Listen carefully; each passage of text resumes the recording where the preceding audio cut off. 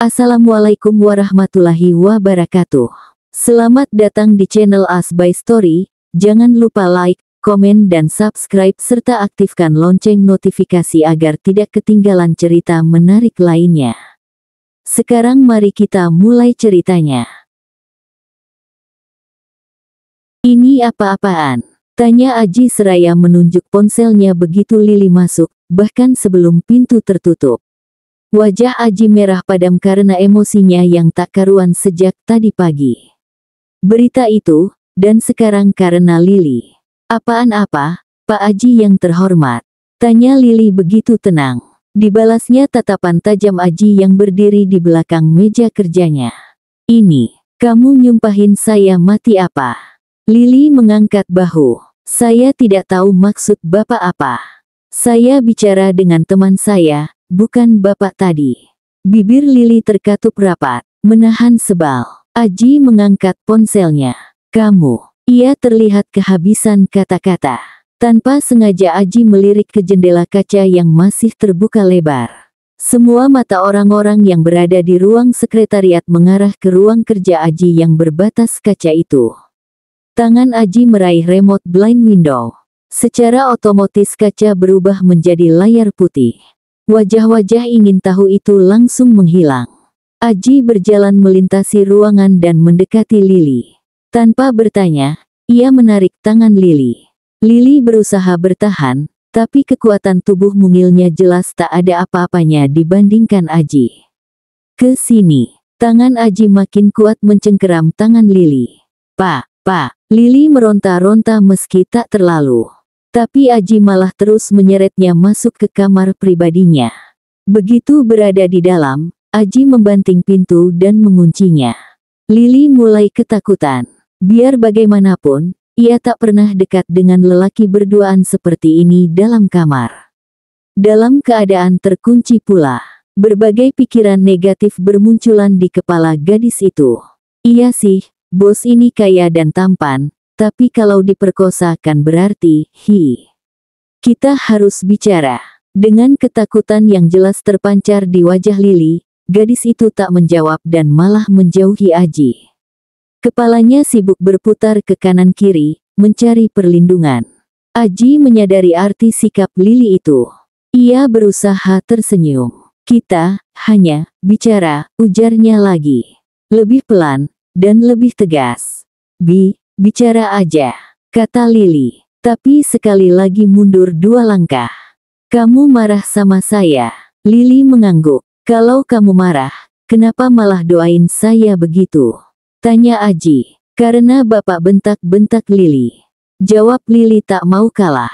Itu karena kita sedang di kantor. Bedain dong, Li. Di kantor kamu itu bawahan saya. Lili terdiam. Tiba-tiba ia mengangkat kepalanya. Lili bukan celana. Bisa dipakai setelah dibeli siapapun. Lili manusia. Bukan bawahan yang bisa dilepas pasang. Bibir Aji berkedut. Ini anak manja, masih sempat-sempatnya bercanda. Dengan nada mulai turun, Aji berkata, saya dan Natasha itu gak ada apa-apanya. Kalau gak ada apa-apanya, kenapa foto-fotonya Bapak sama yang namanya Natasha itu mesra-mesra gitu?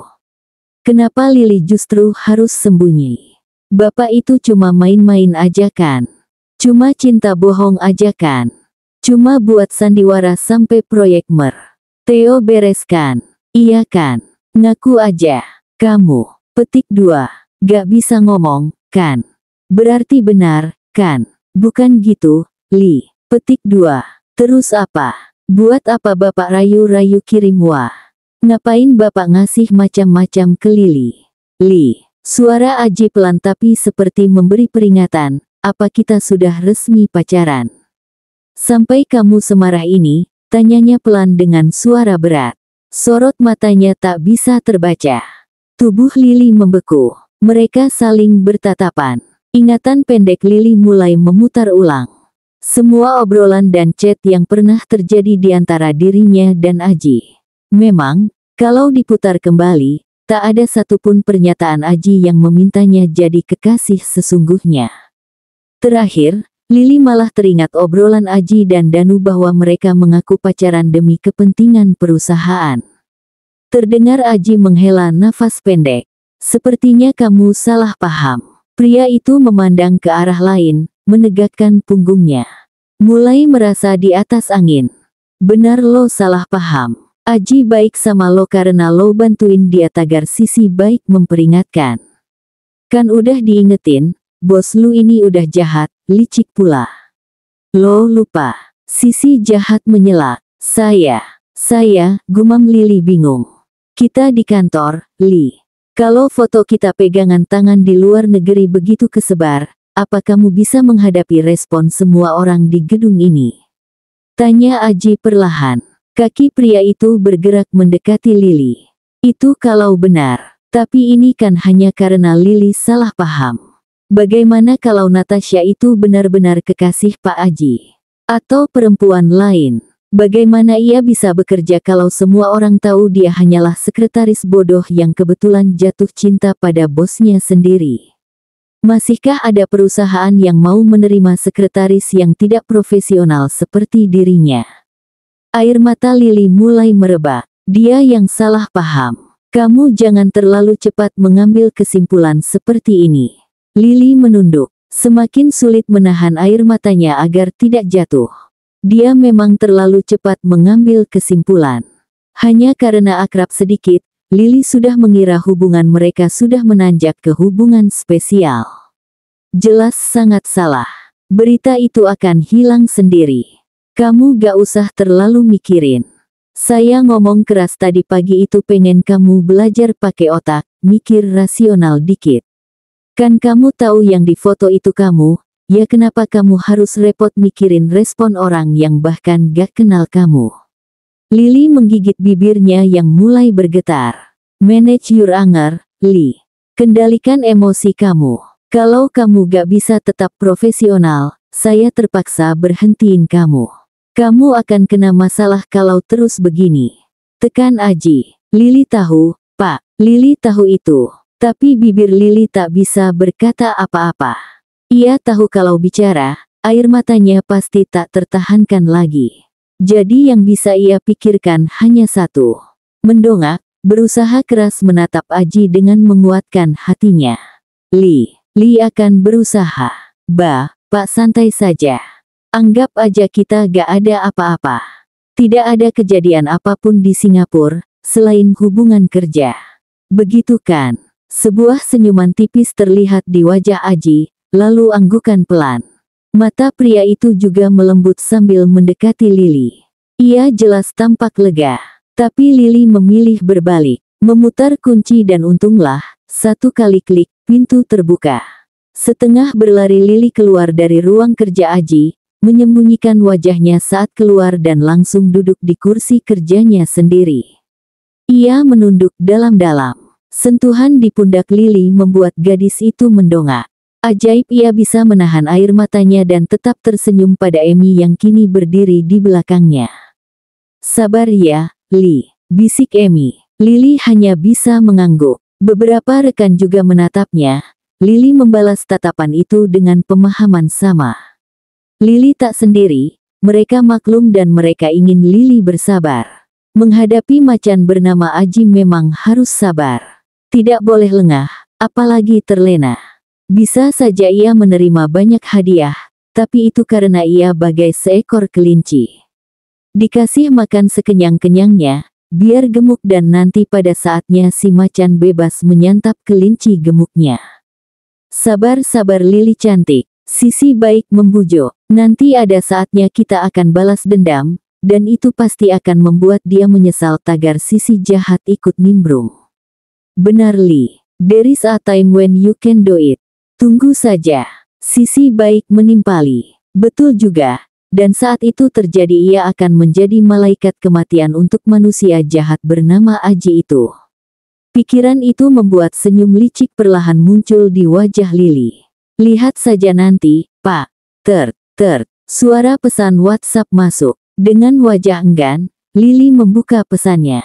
My lovely bos galak, entar ikut saya makan siang jam 12. Jemari Lili cepat mengetik jawaban. Mi, lagi puasa. My lovely bos galak, tadi nangis, batal dong. Mi, puasa ketemu orang jahat. Tak ada jawaban hingga beberapa detik, jadi Lily kembali meletakkan ponselnya. Meski hatinya masih sangat sedih dibentak-bentak Aji, tapi setidaknya ia harus bersikap profesional. Ada tugas yang harus diselesaikan. Tak boleh ada air mata walaupun ia masih sangat jengkel. Ketika ia tengah mengetik, notifikasi internal Office Messenger muncul di layar monitor. Eza garis bawah Syah, jangan sedih ya, Lily cantik. Lily garis bawah Truamanda, gak lah, Mas. Biasa aja. Eza garis bawah Syah, tapi Lily kok masih manyun aja. Senyum dung. Mas juga kangen udah 4 hari gak ketemu dan lihat senyum Lily. Isi chat itu membuat senyum Lily pun mengembang. Ia menegakkan punggungnya, mengintip dari sela partisi, agar bisa melihat Eza. Di seberang partisinya, Eza juga melakukan hal yang sama, keduanya saling melemparkan senyum. Eza garis bawah Syah, nah gitu dong. Lengkap sudah hari ini, ditemani senyum dedek Lily. Lily garis bawah Truamanda, dedek. Lily garis bawah Truamanda, makasih udah care sama Lily ya mas. Eza garis bawah Syah, no problem, Lily cantik. Gimana kalau entar kita makan siang bareng? Senyum Lily melebar lagi. Lily garis bawah Truamanda, ya, boleh. Makan di mana, mas? Tak ada jawaban untuk beberapa waktu. Mungkin Eza sedang mencari tempat makan yang enak untuk mereka. Mungkin Lily bisa memberinya rekomendasi. Ada satu restoran dekat gedung GE yang sepertinya cukup cozy, dan Lily ingin sekali mencobanya. Jari jemari Lily dengan lincah bergerak mengetik, bersiap mengirim ketika notifikasi beruntun tiba-tiba bermunculan di layar monitornya. Emi garis bawah Anggita, Li, stop chat. Kerja. Ada Pak Aji. Lukas garis bawah Nugi, bos belakang lo, Li. Fanny garis bawah Vanewidya, lihat belakang non. Seluruh tubuh Lily seperti tersetrum, perlahan ia menoleh ke belakang. Aji berdiri dengan tangan terlipat di sana. Memandangnya dengan ekspresi yang sulit dibaca. Ia terlihat tenang, tapi Lily sudah kenal betul arti tatapan itu. Aji tak berkata apa-apa pada Lily. Ia menghela nafas sebelum berkata dengan suara berat. Hari ini saya ingin semua persiapan tender untuk proyek Jerman dan Singapura diselesaikan. Tak ada yang boleh meninggalkan tempat ini sebelum selesai. Kalau ada yang berani, anggap saja ini hari terakhir orang itu bekerja di kantor ini. Lalu pria itu menoleh pada Emi. Batalkan semua meeting saya hari ini. Desahan kecewa dan kesal terdengar dari semua orang yang berada di ruangan itu begitu Aji meninggalkan ruang sekretariat. Sementara Lily tertunduk di meja kerjanya. Ia tahu, meski semua orang tak tahu, ialah yang menyebabkan semua ini. Lily juga hanya bisa mendesah, mengurangi beban hatinya. Tapi ia masih kesal. Ini sebenarnya salah siapa sih? Kok malah Lily yang merasa tertindas? Seharusnya Lily yang meminta penjelasannya. Tapi boro-boro diberi penjelasan, malah diberi pekerjaan tambahan. Siapa yang bisa bekerja dengan perut lapar? Lily benar-benar kesal. Mi, bapak jahat. Hanya satu tanda checklist yang muncul. Jangan-jangan. Jari-jari Lily sibuk mengulang pesan. Mi, bapak kok jahat bener sih? Mi, pak, Lily gak bisa kerja kalau lapar. Mi, Pak Aji jahat. Semua pesan hanya diberi tanda checklist. Lily meneguk liur. Ia melirik bagian profil, dan ia tak bisa melihat foto Aji yang biasa terlihat di sana.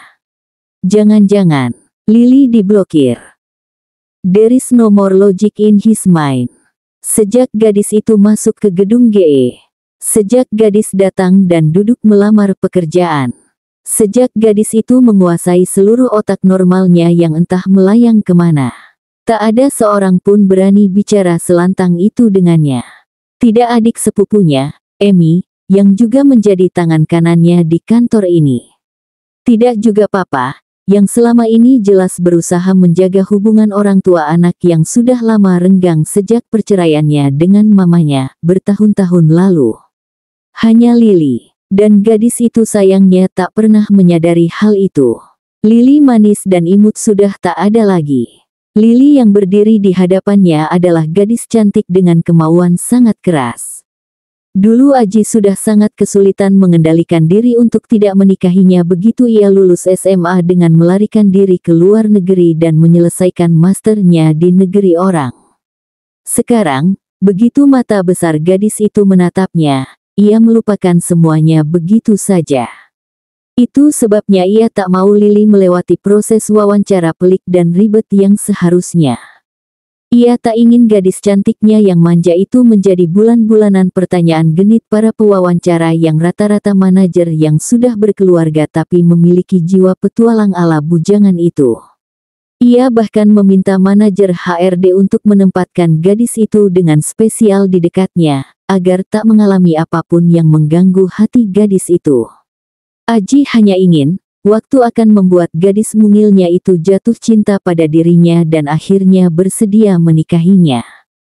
Hanya itu, as simple as that. Sebelum Aji menyadari bahwa tak ada yang sederhana dari sebuah rencana masa depan. Apalagi menyangkut hati seseorang. Kecantikan Lily menarik perhatian banyak orang.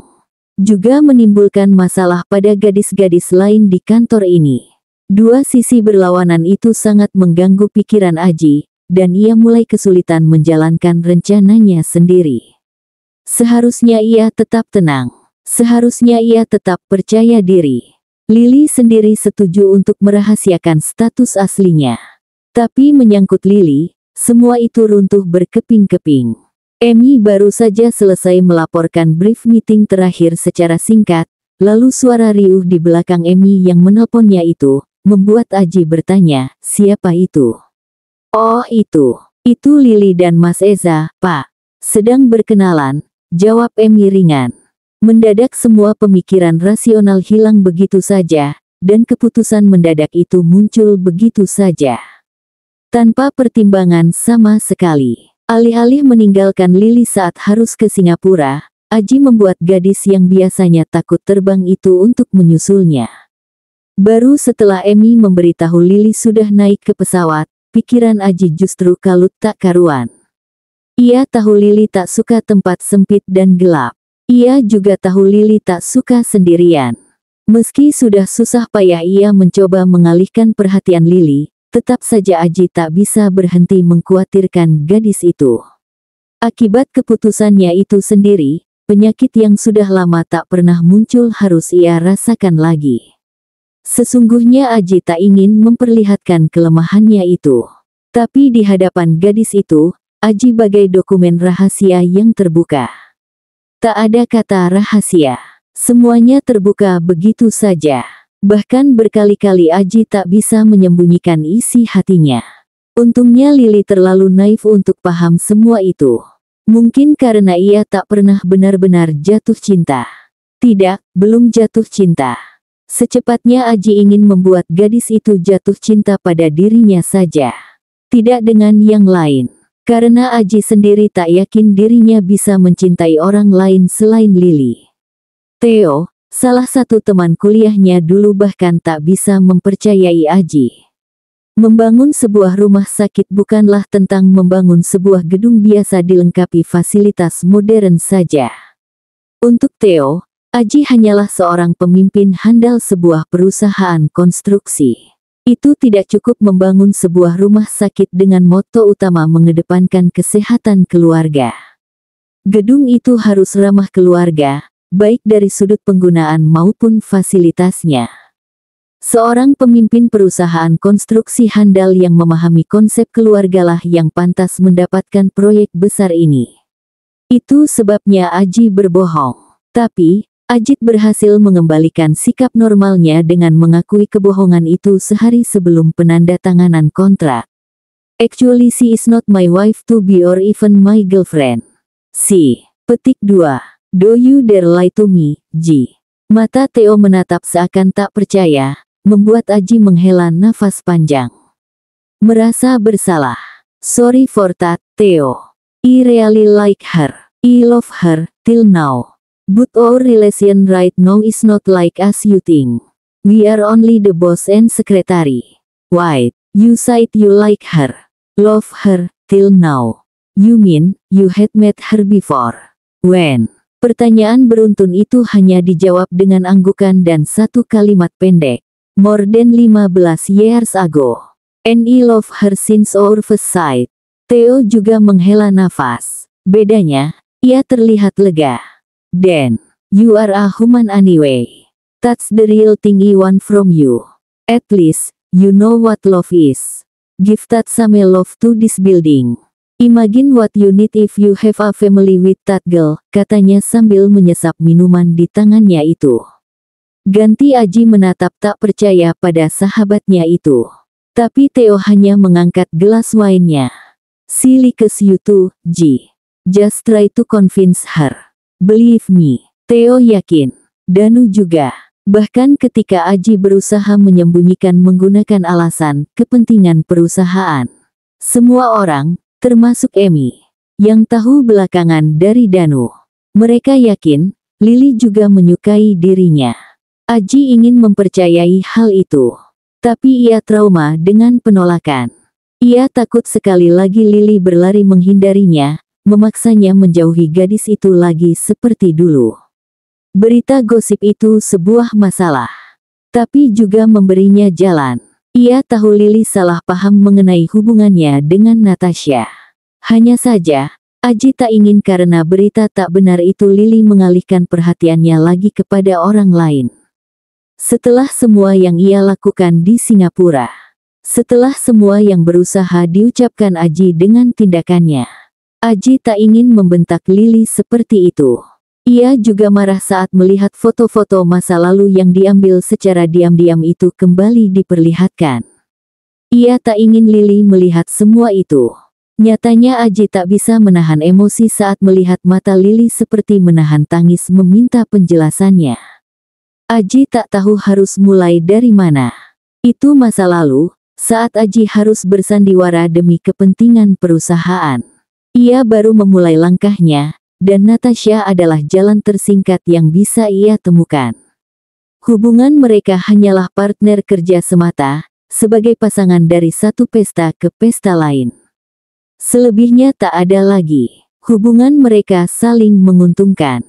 Natasha makin terkenal, dan perusahaan Aji mendapat iklan gratis karena hubungan itu. Sampai akhirnya, Natasha mulai melewati batas dan Aji merasa perlu mengakhirinya. Jauh sebelum Lily hadir kembali dalam kehidupan Aji, sudah lama hubungan bisnis itu berakhir. Tak ada apapun lagi di antara Aji dan Natasha nyaris setahun terakhir. Sekarang, masalah itu kembali. Tadi pagi ia sudah menghubungi Natasha dan gadis itu malah mengundangnya ke rumah untuk membicarakan lebih lanjut. Tepat sebelum Lily mengiriminya pesan yang membuatnya semakin marah. Bukan maksud Aji membentak Lily, ia juga tak sadar jika suaranya terkesan sinis seperti itu. Begitu selesai berkata, Aji langsung menyesal. Ia ingin meminta maaf sekaligus memperjelas keadaan. Makanya ia keluar, hendak berbicara dengan Lily. Membujuknya untuk makan siang agar bisa mendengarkan alasan semua ini, tapi ia malah melihat gadisnya sedang tersenyum-senyum menggoda pria lain di depan hidungnya sendiri. Kembali, tak ada logika dalam cinta. Tidak juga pada Aji. Ia merasa dikhianati. Ia merasa dikucilkan. Ia merasa seluruh dunia memusuhinya. Dan satu-satunya yang ingin ia lakukan adalah memblokir semua pesan dan telepon dari seseorang bernama My Love di ponselnya. Kalau kita lagi marahan, katanya gak boleh lewat 3 hari kan. Entar jadi dosa. Benarkan. Hari pertama, Lily bangun kesiangan. Ia terlambat 15 menit. Semua karena semalaman ia tak bisa tidur, menatap ponsel dan berharap ada balasan. Ia mengirim maaf dalam berbagai versi sekitar 20-an kali dan baikan yuk, Pak. Sekitar 15 kali. Tak ada satupun yang berbalas. Hingga ia tertidur dengan ponsel di genggamannya, sampai dalam mimpi pun ia seakan-akan sedang mengetik kedua kalimat itu. Yang dipikirkannya tak muncul seharian di kantor. Hanya Emi yang memberinya sederet perintah, menyelesaikan ini dan itu. Ada beberapa tamu yang datang, tapi semuanya diarahkan Emi dan Pak Willy untuk bertemu dengan direktur-direktur lain. Beberapa staf sekper juga bertugas keluar kota. Eza ke Kalimantan, Mira ke Bandung dan Pak Lukas menemani Aji. Pak Aji sedang mengecek ke kantor-kantor cabang, jawab Emi saat Lili bertanya. Mendengar itu, Lili hanya bisa menghela nafas. Hopeless. Hari kedua, Lili tahu Aji ada di kantor sepanjang pagi itu. Tapi entah kapan pria itu datang, karena Lili tak melihatnya lewat sama sekali. Padahal ia sudah berulang kali mencari aneka alasan untuk bisa menunggunya keluar dari lift. Mira yang memberitahunya, Pak Aji udah datang sebelum lo tadi. Terus pesen ke gue dan Pak Willy kalau dia gak mau diganggu. Anehnya, Emi juga malah melarangnya masuk ke ruangan Aji. Bahkan saat seorang tamu datang dan Lili penuh semangat menawarkan diri membuatkan kopi. Memang ia yang buat, tapi Emi yang mengantar kopi itu masuk. Karena itu, saat semua orang makan siang, Lili sengaja tidak pergi. Ia berharap Aji keluar dan karena tak ada orang, ia bisa meminta maaf pada pria itu. Sudahlah, lupakan saja soal harga diri dan segala hal itu. Ia kangen sama Aji. Tapi sampai jam makan siang berakhir, Aji tak juga keluar. Malah seorang kurir pengantar makanan datang membawakannya makan siang. Lili hanya bisa memandangi kurir itu lewat, sembari menggigit bibirnya. Perutnya berbunyi saat aroma makanan yang diantar masih tertinggal di ruang sekretariat. Untung saat itu suara mesin printer dan telepon terdengar, jadi tak ada yang tahu selain Lili sendiri. Setelah yakin tak ada gunanya ia mengirim pesan WhatsApp, Lili mencoba menelpon. Cuma sekali dering, karena ia juga takut-takut. Tapi sampai ia mengulang 3x, tak ada jawaban dari seberang. Nihil. Kali keempat ia mencoba, malah suara operator memberitahu dengan riang, nomor telepon yang Anda tuju sedang tidak aktif, silahkan mencoba beberapa saat lagi. Lili kehabisan ide. Ia mencengkeram kepalanya dan berteriak tertahan. Kesal. Hari ketiga. Begitu selesai sholat subuh, dan sarapan seadanya, Lili langsung pergi ke kantor. Tidak naik bis, ia memilih memesan ojek online. Tak dipedulikannya udara dingin menusuk saat meminta sang supir ojek untuk melaju kencang. Yang penting ia bisa segera sampai dan berharap Aji juga datang seperti kemarin. Tapi yang ia nanti-nanti justru tak datang lagi. Orang-orang di sekper juga makin berkurang. Pak Aji ke Surabaya, info Emi saat Lili bertanya. Pak Willy lagi di lantai 21. Ada rapat untuk laporan keuangan tahunan. Sementara dia di sana. Setelah pemberitahuan singkat itu, Emi memberikan beberapa pekerjaan yang membuat Lili bahkan tak sempat memikirkan rencana selanjutnya untuk bisa berbaikan dengan Aji. Malam itu, ia kembali memandangi ponselnya. Kemudian perlahan Lili membuka mulai mengetik lagi. Mi, Pak, baikan yo. Lili minta maaf. Tak cukup hanya itu, Lili kembali mengetikkan isi hatinya. Mi, Pak Aji, Lili kangen Bapak. Mi. 2 bulir air mata jatuh di pipinya, sebelum seseorang mengusap bahunya. Tanpa Lili sadari, Tiar sudah duduk di sebelahnya. Kenapa? Lili menunduk. Pak Aji nyuekin gue, Yar. Nyuekin. Kepala Lili naik turun 1 kali, dia marah setelah gue nanya soal hubungan dia sama artis itu. Emang lo sama Pak Aji udah resmi jadian? Tanya Tiar bingung. Lili menggeleng. Pantas kalau dia marah. Lo mungkin kelewatan, Lili, ujar Tiar perlahan. Pak Aji mungkin bukan bermaksud nyuekin lo, tapi dia pengen lo sadar posisi lo itu apa. Mungkin saja lo salah paham dengan perhatiannya. Mungkin juga itulah caranya memperlakukan stafnya. Itu saja. Tangis Lili makin menjadi. Ia mulai terisak-isak. Ya kan gue gak ngerti, Yar. Ini baru pertama kali gue deket cowok, cicitnya di antara tangisan. Ini pertama kalinya Tiar melihat Lili sesedih itu. Wajahnya yang biasa dihiasi tawa jahil, begitu kuyu beberapa hari terakhir. Sering melamun, kadang terlihat seperti orang bingung. Sekarang malah menangis terisak-isak seperti anak kecil. Tangan Tiar mengusap air mata sahabatnya, mengelus-elus bahunya lagi. Sudah, jangan nangis lagi. Sabtu ini kita pulang ke emak ya, tenangin hati lo di sana. Gak usah mikirin Pak Aji lagi, bujuk Tiar. Dirangkulnya Lili dengan penuh kasih sayang. Hari keempat, Aji masih tak ke kantor.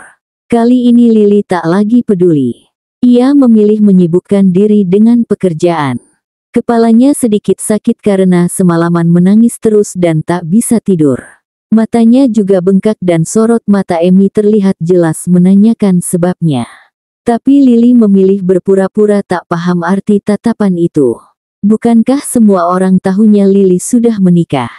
Jadi Lili yakin, Emi pasti mengerti kalau sesekali pasangan paling akur pun juga bisa saja ribut. Apalagi hari ini sama seperti kemarin. Mereka hanya bekerja berdua. Semua staf bertugas menyebar ke berbagai daerah dan kantor cabang. Maklum saja, sebentar lagi ada rapat umum pemegang saham. Ada banyak laporan yang harus mereka selesaikan sebelum batas waktunya tiba. Namun, belum sampai jam 9, mata Lili terasa panas dan mulai berair.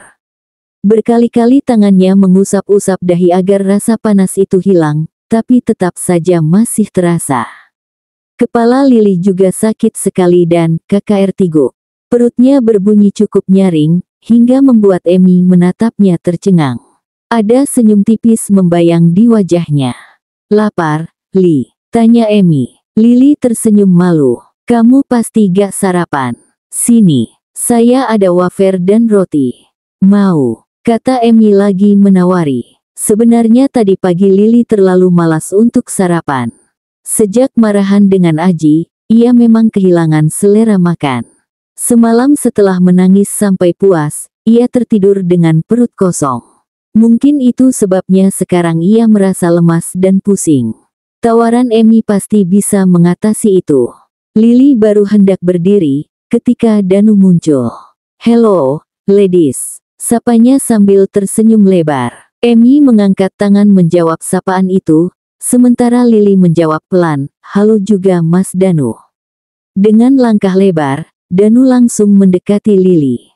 Wajahnya berubah sangat serius ketika mengambil kursi kosong di partisi sebelah tempat kerja Lili dan mendorongnya agar bisa duduk berdekatan dengan Lili. Lo sama Aji lagi berantem ya? Bisik Danu to the point. Ia melirik Emi yang sedang mengetik. Mendengar itu, kepala Lili makin terasa sakit. Gak tahu, Mas. Lili udah berusaha minta maaf. Tapi Pak Aji kayaknya ngeblokir Lili, adunya dengan sedih. Mungkin dengan bicara dengan Danu, Lili bisa menemukan solusi dari masalah ini. Kuku telunjuk Danu mengetuk-etuk meja Lili, ia tampak berpikir. Gue kira lo yang lagi marah sama Aji. Lili menggeleng. Malah Lili yang dicuekin tahu, Mas. Tiba-tiba Danu menatap Lili lekat-lekat. Setelah itu tangan Danu terangkat, menyentuh dahi Lili. Keningnya berkerut. Lo demam? Ya, sakit. Masak sih? Tanya Lili tak percaya. Ia menyentuh tangan Danu. Terasa dingin. Pantas saja kepalanya begitu sakit sekarang. Tapi Danu malah tersenyum. Wajahnya mendekati telinga Lili. Lo mau baikan dengan Aji sekarang? Tanya Danu masih dengan berbisik. Kepala Lili mengangguk-angguk beberapa kali. Cepat sekali. Kalau begitu, ikuti apa yang gue suruh ya. Apapun itu langsung lo kerjain, oke? Lili kembali mengangguk. Bingung, tapi ia tak lagi peduli. Lo ikut gue sekarang. Bawa file laporan yang kemarin lo minta dari gue. Semuanya. Tanya Lili. Semuanya, ulang Danu. Saat mereka berdiri, Danu menoleh lagi. Tapi lo masih kuat jalankan, Li? Lily membalasnya dengan tawa kecil. Iya, Mas. Demam begini mah gak ada apa-apanya, dusta Lily. Sebenarnya kala berdiri tadi, dunia terasa sedikit berputar. Tapi Lily bisa menguasai diri. Hanya demam biasa seperti ini. Ini juga obatnya, paling-paling makan saja juga sudah sembuh. Lily bisa melakukannya nanti saat pulang. Pusing seperti ini karena dari semalam ia tak makan dan mungkin karena kekurangan cairan, makanya ia demam. Ya sudah, biar saya bawa dokumennya. Pelan-pelan saja kita jalannya, kata Danu sambil menggamit tangan Lily. Ia menoleh pada Amy. Mai, apapun yang lo lihat sekarang, don't ever tell your boss ya. Amy hanya memberi isyarat dengan membentuk lingkaran O dengan telunjuk dan jempolnya. Lily berjalan di sisi Danu. Ingin sekali ia tahu apa yang sedang direncanakan Danu. Tapi melihat senyum di wajah Danu, ia tahu apapun itu pasti untuk membantunya. Apapun itu, Lily akan melakukannya. Lily capek dicuekin. Bersambung.